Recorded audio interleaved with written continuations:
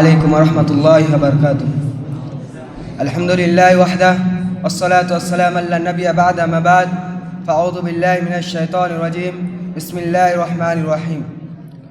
يا أيها الذين آمنوا إنما الخمر والميسر والأنصاب والأزلام رجس من عمل الشيطان فاجتنبوه لعلكم تفلحون. فقال النبي صلى الله عليه وسلم لا يدخل الجنة مدمن الخمر. শ্রদ্ধেয় সম্মানিত যোগ্যতম আজকে শিক্ষক মণ্ডলীগণ ও ছাত্রবৃন্দ ভাই সকল, আমি যে আপনাদের সামনে বিষয় নিয়ে দণ্ডায়মান হয়েছি সেটি হলো আধুনিক যুগের নেশাদার দ্রব্য কিছু সাধারণ রূপ। এই নিয়ে বড় তথ্যবলের বিবরণের চেষ্টা করব ইনশাআল্লাহ আজিজ। মদ এমন একটি বস্তু যা বিবেককে অচ্ছন্ন করে ফেলে, আর বিবেক অচ্ছন্ন হলে মানুষের হিতাহিত জ্ঞান থাকে না। এজন্য রাসূলুল্লাহ সাল্লাল্লাহু আলাইহি সাল্লাম বললেন, আল খামরু উম্মুল খাবাইস, মদ সকল অশ্লীল কর্ম।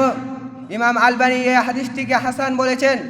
উল্লেখ্য যে মদ কোনো নির্ধারিত বস্তুর নাম নয়, যেটা বেশি পরিমাণ খেলে মানুষের হিতাহিত জ্ঞান থাকে না, মানুষের বিবেকের ক্ষতি হয়।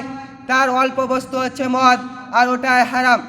আল্লাহ রাব্বুল আলামিন সূরা মায়দা 90 নম্বর আয়াতের ভিতর বললেন, ইয়া আইয়ুহাল্লাযীনা আমানু, হে ঈমানদারগণ, ইন্নামাল খামর, নিশ্চয় মদ, ওয়াল মাইসির, জুয়া, ওয়াল আনসাব, প্রতিমা, ওয়াল আজলাম, ভাগ্য নির্ধারণ, রিজসুম মিন আমালি শয়তান, এগুলো হচ্ছে শয়তানের অপবিত্র কর্ম। ফাজতানিবুহু, অতএব তোমরা এগুলি থেকে বেঁচে থাকো। লাআল্লাকুম তুফলিহুন, যাতে তোমরা কল্যাণ প্রাপ্ত পাও।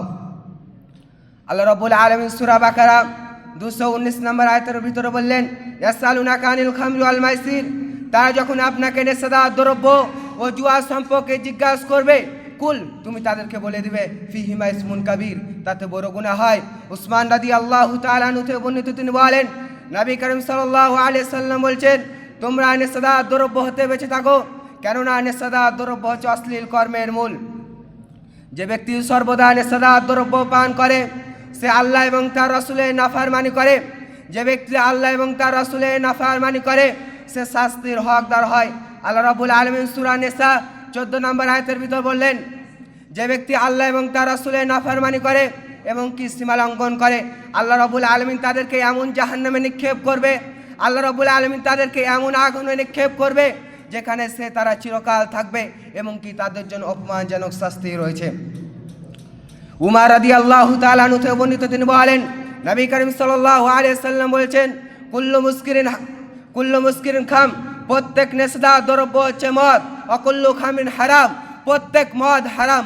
ওমান শারিবাল খামরা ফি দুনিয়া, যে ব্যক্তি সর্বদা নেশাদার দ্রব্য পান করে, ওমা তালাম ইয়াতুম মিনহা, আর তওবা বিহীন মারা যায়, ও হুয়া মুদমিনুহা লাম ইয়াশরাবা ফিল আখিরা, কাল কিয়ামতের মাঠে সুস্বাদু পানি পান করতে পাবে না। হাদিস সহিহ মুসলিম, হাদিস নাম্বার 2003। এই হাদিস দ্বারা প্রমাণিত হয় যে প্রত্যেক নেশাদার দ্রব্য হচ্ছে মদ। যেমন বিড়ি, সিগারেট, তামাক, বিমল, গুটকা, হেরোইন, গাঁজা, যে সব বস্তু বেশি পরিমাণ খেলে মানুষের হিতাহিত জ্ঞান থাকে না, মানুষের বিবেকের ক্ষতি হয়, তার অল্প বস্তু মদ, আর ওটাই হারাম। কেউ যদি মদ সর্বদা পান করে, আল্লাহ রাব্বুল আলামিন কাল কিয়ামতের মাঠে তাকে সুস্বাদু পানি পান করতে দেবে না। জাবের রাদিয়াল্লাহু তাআলা আনহু থেকে বর্ণিত, তিনি বলেন, নবী করিম সাল্লাল্লাহু আলাইহি সাল্লাম বলেছেন, নিশ্চয় আল্লাহর ওয়াদা রয়েছে, আল্লাহ রাব্বুল আলামিন সর্বদা নেশাদার দ্রব্য পানকারীদের 3 হাতে খাবার পান করাবেন। কিলা ইয়া রাসূলুল্লাহ, আল্লাহ রাসূলকে জিজ্ঞাসা করা হলো, ওগো আল্লাহ রাসূল, ওয়ামা 3 হাতে খাবার, 3 হাতে খাবার কি জিনিস? কলা, রাসূলুল্লাহ সাল্লাল্লাহু আলাইহি সাল্লাম বললেন, আরাকু আহলিন নার আও সারাতু আহলিন নার, জাহান্নামীদের শরীর হতে রক্ত, পুজ, গরম তরল পদার্থ তাদেরকে খাওয়ানো হবে। হাদিস সহিহ মুসলিম, হাদিস নাম্বার 2002।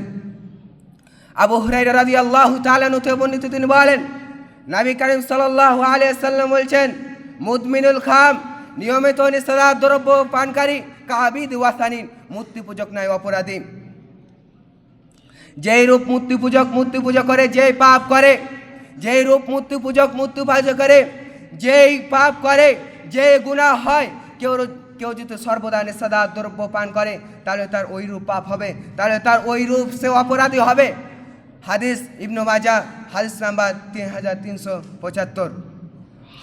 আবু দারদা রাদিয়াল্লাহু তাআলা আনহু থেকে বর্ণিত, তিনি বলেন নবী করিম সাল্লাল্লাহু আলাইহি সাল্লাম বলেছেন, লা ইয়াদখুলুল জান্নাতা, সে জান্নাতে যাবে না, মুদমিনুল খাম, যে ব্যক্তি নিয়মিত নেশাদার দ্রব্য পান করবে।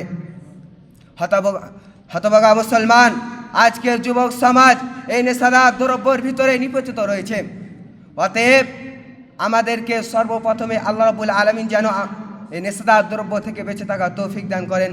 আমিন। আসসালামু আলাইকুম ওয়া রাহমাতুল্লাহ।